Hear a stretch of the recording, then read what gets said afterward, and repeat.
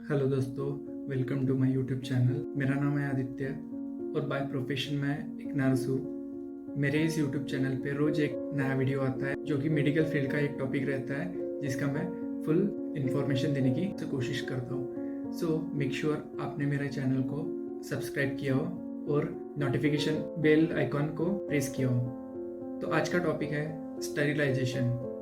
आपने सुना ही होगा, कोविड जो डिसीज होता था वो कोरोना वायरस की वजह से होता था, मतलब कि इन्फेक्शन होता था। ठीक है, तो इन्फेक्शन ऐसे ही छोटे छोटे माइक्रो ऑर्गेनिज्म या वायरसेस बैक्टीरियाज की वजह से होता है जो कि ह्यूमन लाइफ के लिए या ह्यूमन बॉडी के लिए डेंजरस साबित हो सकता है।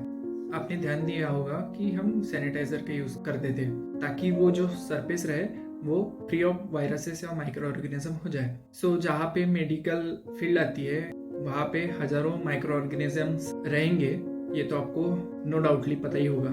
इसलिए स्टेरिलाइजेशन ये मेथड बहुत इंपॉर्टेंट हो जाती है फॉर अ मेडिकल फील्ड। तो आज हम जानेंगे कि स्टेरिलाइजेशन क्या होता है। स्टेरिलाइजेशन एक ऐसी प्रोसेस होती है जिसके थ्रू हम कोई आर्टिकल या सरफेस को फ्री फ्रॉम इन्फेक्शन और फ्री फ्रॉम माइक्रो ऑर्गेनिज्म करते हैं। मतलब कि कोई आर्टिकल हो या सरफेस हो, उस पे एक भी माइक्रो ऑर्गेनिज्म ना रहे, इसकी हम कोशिश करते हैं। उस प्रोसेस को हम स्टेरिलाइजेशन बोलते हैं। ठीक है, देखिए स्टेरिलाइजेशन में पैथोजन एंड नॉन पैथोजन्स जो भी रहते हैं उनको पूरी तरीके से डिस्ट्रॉय किया जाता है। ठीक है, स्टेरिलाइजेशन की कई सारे मेथड्स है स्टेरिलाइजेशन करने के लिए और वो हम स्टेप बाय स्टेप देखने वाले हैं कि कौन से स्टेप स्टेरिलाइजेशन के अंडर में आते हैं। ओके, तो पहला है बॉइलिंग, सेकंड है कोल्ड स्टेरिलाइजेशन, ओके, थर्ड है फ्यूमिगेशन और गैस स्टेरिलाइजेशन, फोर्थ है यूवी लाइट स्टेरिलाइजेशन, फिफ्थ है हॉट एयर स्टेरिलाइजेशन और सिक्स्थ है स्टीम अंडर प्रेशर और ऑटोक्लेविंग। ओके, सो अभी हम एक एक मेथड को ब्रीफली समझेंगे कि उसमें एक्चुअली क्या होता है। ओके, तो पहला आता है बॉइलिंग। बॉइलिंग आपको पता ही होगा, आपके घर में कुकिंग के वक्त जो पानी बॉईल करती है मम्मी, वो मेथड ही बॉइलिंग मेथड होती है। ठीक है, बट वो खाना बनाने के लिए बॉईल किया जाता है, बट यहाँ पे स्टेरिलाइजेशन के लिए बॉईल करना जरूरी रहता है। ठीक है, तो बॉइलिंग मतलब क्या होता है, पानी को या किसी भी लिक्विड को एक सर्टेन लेवल तक के गर्म करना जिसके वजह से वो बॉईल हो।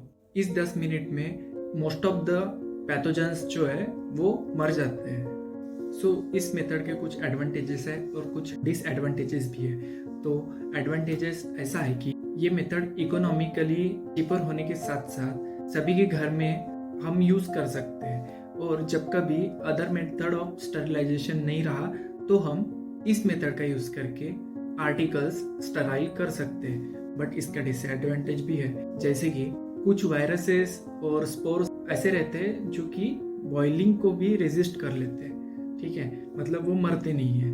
दैट्स वाई ये थोड़ा इफेक्ट कम करता है, मतलब इफेक्टिवली उतना बेटर नहीं है। और दूसरी बात, अगर कोई शार्प आर्टिकल या इंस्ट्रूमेंट रहा जिसको आप स्टेराइल करना चाहते हैं तो वो हो सकता है कि उसकी शार्पनेस कम हो जाए। ये इसका डिसएडवांटेज है, नहीं तो इकोनॉमिकली देखा जाए तो ये चीपर है। सेकंड मेथड ऑफ स्टेरिलाइजेशन आता है कोल्ड स्टेरिलाइजेशन। तो कोल्ड स्टेरिलाइजेशन में हम केमिकल्स का यूज करते हैं जिसके थ्रू जो बैक्टीरिया का जो प्रोटीन है, माइक्रो ऑर्गेनिज्म का जो भी प्रोटीन है, वो कोएगुलेट कर देता है, मतलब जमा देता है, या फिर उसका पैटर्न ही चेंज कर देता है, प्रोटीन का पैटर्न ही चेंज कर देता है। दैट्स व्हाई वो एग्जिस्ट ही नहीं करता, मतलब मर जाता है, समझ लो। ऐसा केमिकल्स का काम होता है जिसके वजह से हम उसे कोल्ड स्टेरिलाइजेशन बोलते हैं। मतलब यहाँ पे हीट का यूज नहीं हुआ, दैट्स व्हाई हम उसको कोल्ड बोल रहे हैं। ओके, कोई भी लिविंग ऑर्गेनिज्म ये प्रोटीन से ही बना रहता है। स्पेसिफिक प्रोटीन की वजह से उसको शेप साइज मिलता है। अगर उस प्रोटीन का पैटर्न ही चेंज कर दे तो वो डिस्ट्रॉय हो जाता है। तो अल्टीमेटली केमिकल वही काम करता है जिसके थ्रू माइक्रो ऑर्गेनिज्म का प्रोटीन का पैटर्न ही चेंज हो जाता है या फिर उसको जमा देता है। इसका एडवांटेज ऐसा है कि ये बहुत इजी मेथड है। इसका एक एग्जांपल है, हम सैनिटाइजर यूज करते हैं। ठीक है, तो वो भी एक केमिकल ही है, उसको हम हाथ पे लेते हैं, रब करते हैं और स्टेरिलाइजेशन हो जाता है। ये सिंपलेस्ट और सबसे इजी मेथड है स्टेरिलाइजेशन करने की। इसके भी डिसएडवांटेजेस है, जैसे कि ये मेथड इंश्योर नहीं करता कि स्टेरिलाइजेशन हुआ है या नहीं। मतलब हम सैनिटाइजर तो लेते हैं बट वो सैनिटाइजर इफेक्टिव है या नहीं, मतलब सैनिटाइज हुआ है या नहीं, ये हमको पता नहीं चलता। सो ये इंश्योर नहीं होता कि हमारे आर्टिकल्स स्टेरिलाइज हुए या नहीं हुए। अभी केमिकल्स जो रहते हैं वो स्पोर्स को डिस्ट्रॉय नहीं करते, स्पोर्स उससे डिस्ट्रॉय नहीं होते, जिसके वजह से इन्फेक्शन हो ही सकता है। और कुछ कुछ केमिकल्स या डिसइंफेक्टेंट्स बोल सकते हैं, वो हमारे स्किन के लिए या आर्टिकल्स के लिए बहुत डेंजरस या फिर इंजूरियस हो सकते हैं। ये डिसएडवांटेजेस है। ओके, वैसे मैं शॉर्टली आपको कुछ केमिकल्स के नाम बता देता हूँ जो कि कॉमनली यूज होते हैं। आपने पहला नाम सुना होगा सेवलॉन। सेवलॉन हम जो भी जख्म रहती है उस पर इन्फेक्शन ना हो उसको डिसइंफेक्ट करना है, इसलिए हम सेवलॉन का यूज कर सकते हैं। ठीक है, सेवलॉन एंटीसेप्टिक का काम करता है। वैसे ही कोई जख्म रहती है उसको क्लीन करने के लिए हम हाइड्रोजन पेरोक्साइड का भी यूज करते हैं। जख्म को क्लीन करने के लिए हम स्पिरिट का भी यूज करते हैं, या फिर ऑपरेशन के पहले वो स्किन का एरिया प्रिपेयर करने के लिए भी हम स्पिरिट का यूज करते हैं। नेक्स्ट है बेटाडीन। बहुत से लोगों को पता नहीं रहता है इसका केमिकल नाम क्या है। ध्यान देने वाली बात है कि बेटाडीन को पोविडॉन आयोडीन भी बोला जाता है, और ये भी एंटीसेप्टिक का काम करते हैं। जब कभी हम किसी जख्म की ड्रेसिंग करते हैं उस वक्त क्लीनिंग हो जाने के बाद में हम बेटाडीन लगा के गॉस्पिस रख के उस वुंड को या फिर उस जख्म को हम सिक्योरली बांधते हैं। ठीक है, तो हम इन्फेक्शन रोकने के लिए बेटाडीन का यूज करते हैं। वैसे ही पोटेशियम परमैंगनेट, ये भी एक केमिकल है जिसको हम माउथ वॉश करने के लिए यूज कर सकते हैं। ये सब चीजें, ये सब केमिकल्स हम हॉस्पिटल साइड्स में यूज में लाते हैं। साथ में और भी है। नेक्स्ट है फ्यूमिगेशन। सभी हॉस्पिटल में जो सबसे कॉमनली यूज होने वाला मेथड है उसे हम फ्यूमिगेशन बोलते हैं, जो कि ओटीज में हमेशा यूज होता है। ठीक है, फ्यूमिगेशन मतलब क्या? फॉर्मेलिन के या फिर फॉर्मेल्डिहाइड जो केमिकल रहता है उसका यूज किया जाता है फ्यूमिगेशन में। इसमें क्या होता है कि जो भी सरफेस रहता है ओटी का, मतलब जो भी पूरा सरफेस एरिया रहता है ओटी का, उसको एक्सपोज किया जाता है with the help of formalin. ठीक है, फॉर्मेलिन के जो गैसेस रहते हैं वो उस ओटी में या फिर उस सरफेस एरिया पे एक्सपोज किए जाते हैं एट अंडर कंट्रोल्ड ह्यूमिडिटी। मतलब ह्यूमिडिटी कंट्रोल में होना चाहिए, साथ ही साथ टेम्परेचर और टाइम का एक्सपोजर, ये सभी कंट्रोल होना चाहिए, तभी वो जाके काम करता है, जिसके वजह से स्पोर्स, बैक्टीरिया, वायरसेस और कई सारे माइक्रो ऑर्गेनिजम्स है वो की डिस्ट्रॉय हो जाते हैं। बेस्ट रिजल्ट चाहिए है तो हमको क्या करना पड़ेगा? हमको जो फॉर्मेलिन की गैस है वो हाईली कॉन्सेंट्रेटेड लगेगी, साथ ही साथ ह्यूमिडिटी 60% के ऊपर ही रहनी चाहिए और टेम्परेचर 18 डिग्री के नीचे नहीं आना चाहिए। ये जो कंडीशन है हम 1 से 16 घंटे तक के कंटिन्यू रखेंगे, तब जाके हमारा वो सरफेस एरिया है वो टोटली स्टेरिलाइज हो जाएगा। ठीक है, तो आपको समझ में आया। ओटी में जो भी हॉस्पिटल सेटअप्स में ओटी रहती है उसको हम घिस के स्टेरिलाइज तो नहीं कर सकते। इसके लिए हमने एक वे निकाला है होल ओटी को स्टेरिलाइज करने के लिए, जिसको हम फ्यूमिगेशन बोलते हैं। ओके, फोर्थ है यूवी स्टेरिलाइजेशन, मतलब यूवी लाइट स्टेरिलाइजेशन। कोई अगर रूम रहती है उस रूम के अंदर में जो भी एयर रहती है उसे स्टेरिलाइज करने के लिए या फिर जो भी सरफेस एरिया है उसे स्टेरिलाइज करने के लिए हम यूवी लाइट का यूज करते हैं। बट इसके डिसएडवांटेजेस बहुत है, जैसे कि यूवी लाइट सभी जगह नहीं जा सकती, मतलब पेनिट्रेट नहीं कर सकती। तो जहाँ पे शैडो है, मतलब जहाँ पे लाइट नहीं पहुंच पा रही है, उस जगह पे ऑफकोर्स बैक्टीरिया और माइक्रो ऑर्गेनिजम्स रहेगी, तो मतलब कंप्लीटली स्टेरिलाइज नहीं हो पाता। साथ में यूवी लाइट पानी के अंदर में भी पेनिट्रेट नहीं कर पाती, दैट्स वाई पानी में भी जो माइक्रो ऑर्गेनिजम्स है वो किल नहीं हो सकते। इसका सेकंड डिसएडवांटेज ऐसा है कि अगर हम अपनी आंखों से कंटिन्यूस उस लाइट को देखते रहे या फिर वो लाइट हमारी आंखों में जाए तो वो अंधा कर सकती है, इतना डेंजरस हो सकता है। इसलिए स्पेशल तरीके के ग्लासेस हमको पहनना पड़ता है। थर्ड डिसएडवांटेज ऐसा है कि बहुत ही ज्यादा एक्सपेंसिव मेथड है फॉर स्टेरिलाइजेशन, दैट्स वाई इसका यूज बहुत कम होता है। फिफ्थ है हॉट एयर स्टेरिलाइजेशन और ड्राई हीट स्टेरिलाइजेशन। नाम से ही पता चल रहा है कि हॉट एयर का एक्सपोजर होने वाला है और जिसमें बिल्कुल भी ह्यूमिडिटी नहीं रहेगी, मतलब हॉट एयर।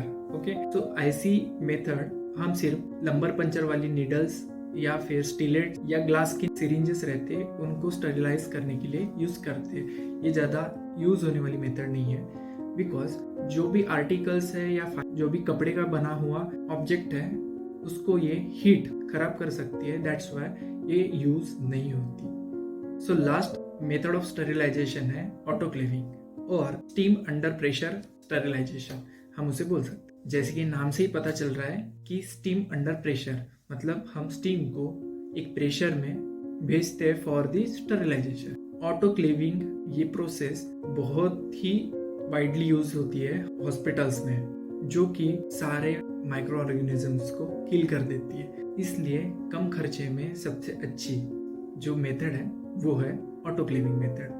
ऑटोक्लेविंग के लिए सेपरेट डिपार्टमेंट रहता है जिसको हम CSST बोलते हैं। CSST का फुल फॉर्म होता है central Sterlite supply department. Okay, जिसमें कि ऑल ओवर हॉस्पिटल्स के जो भी आर्टिकल्स रहते हैं, गॉजेस रहते हैं, जो भी प्रोसीजर्स में यूज होने वाले सभी इंस्ट्रूमेंट्स रहते हैं, वो सभी कलेक्ट होके CSST डिपार्टमेंट में जाते हैं और जिसमें ऑटोक्लेविंग प्रोसेस के थ्रू उसको स्टरलाइज किया जाता है। इस मेथड में भी पर्टिकुलर टेम्परेचर मायने रखता है, साथ में ह्यूमिडिटी भी मैटर करती है to destroy the bacterial life. हमें बेस्ट रिजल्ट्स कब मिलते हैं? जब ऑटोक्लेविंग में pressure 15 lbs per inch square और 1.05 kg पर सेंटीमीटर स्क्वायर रहता है, साथ में टेम्परेचर 121 डिग्री सेल्सियस, मतलब कि बॉइलिंग टेम्परेचर से थोड़ा ऊपर रहता है, और टाइम ड्यूरेशन 30 मिनट्स के लिए ये सब चीजें चलेगी, तब जाके ऑटोक्लेविंग प्रोसेस कंप्लीट होती है। इस प्रोसेस में सभी तरह के आर्टिकल्स ऑटोक्लेविंग होते हैं, स्टरलाइज होते हैं, बस जो हीट से या मॉइस्चर से खराब ना हो जाए ऐसी जो आर्टिकल्स या चीजें रहती है उसे ही हम ऑटोक्लेविंग में नहीं डालते। इसमें क्या होता है कि आर्टिकल्स को ड्रम्स में भर के रैप करके ऑटोक्लेविंग वाले मशीन में डाला जाता है। उस ड्रम को पैक करने के बाद में प्रेशराइज स्टीम को उसके अंदर डाला जाता है। वो स्टीम हर एक आर्टिकल के ऊपर के जो भी माइक्रो ऑर्गेनिजम्स है उनको डिस्ट्रॉय कर देता है, और स्टीम होने के कारण वो पेनिट्रेट भी कर सकता है पूरे जगह पे। दैट्स व्हाई ऑटोक्लेविंग इफेक्टिव है as compare to other methods. So हमें कुछ चीजें ध्यान देनी जरूरी है ऑटोक्लेविंग के वक्त, जैसे कि जो भी सामान हम ड्रम्स में भरते हैं वो ज्यादा टाइटली पैक्डली नहीं भरना है। उससे क्या होगा कि जो स्टीम है वो अच्छे से पेनिट्रेट नहीं हो पाएगा। हमको टेम्परेचर और प्रेशर मेंटेन करके रखना है 30 मिनट तक के। ऑटोक्लेविंग में क्या होता है कि जो वाटर वेपर्स रहते हैं, मतलब जो कि स्टीम रहती है, वो हर जगह पे चली जाती है, जिसके वजह से इंस्ट्रूमेंट गीले हो जाते हैं, तो उसको सूखने देना है। सो ये सभी चीजें थी स्टरलाइजेशन के अंडर में। आई होप आपको स्टरलाइजेशन का ये पूरा टॉपिक समझ गया होगा। तो आप लाइक कर सकते हैं मेरे वीडियो को, शेयर कर सकते हैं अपने फ्रेंड्स को, ज़्यादा से ज़्यादा लोगों तक के, कि हॉस्पिटल के अंदर स्टरलाइजेशन किस तरह से होता है ये बताने के लिए। और कमेंट भी कर सकते हैं कि ये वीडियो आपको कैसा लगा। फिर मिलते हैं विथ न्यू टॉपिक, तब तक के लिए बाय बाय, थैंक यू।